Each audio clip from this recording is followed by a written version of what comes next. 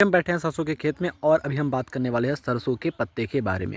अगर इस सरसों के पत्ते की बात करते हो तो बेटा ये सिंपल होता है, लेटरल होता है और दूसरी बात अगर हम डालते हैं तो यहाँ पर ये रेटिकुलेटेड होता है। तो कहने का मतलब ये है कि मुझे एक लकड़ी की ज़रूरत पड़ रही है जिसको आपको समझाऊँ मैं। यहाँ पर देखिए, यहाँ पर देखेंगे तो क्या होता है, यहाँ पर एक मिड रिब निकला हुआ है। इस 20 लाइन में देखते हैं तो ये मिड रिब है और इससे क्या हुए हैं ढेर सारे वेंस। और यहाँ पर देखेंगे तो नेट बन रहा है, इस तरीके से यहाँ पर नेट बन रहा है तो इसको वेनलेट कहते हैं।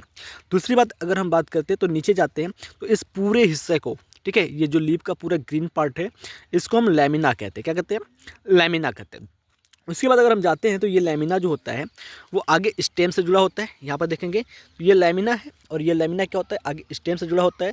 तो स्टेम से लैमिना तक जो आपकी स्ट्रक्चर होती है, इतनी बड़ी जो स्ट्रक्चर है इसको हम पेटियोल कहते हैं। तो पेटियोल का काम क्या होता है, एक लीफ को लैमिना से स्टेम तक जोड़ने का काम होता है।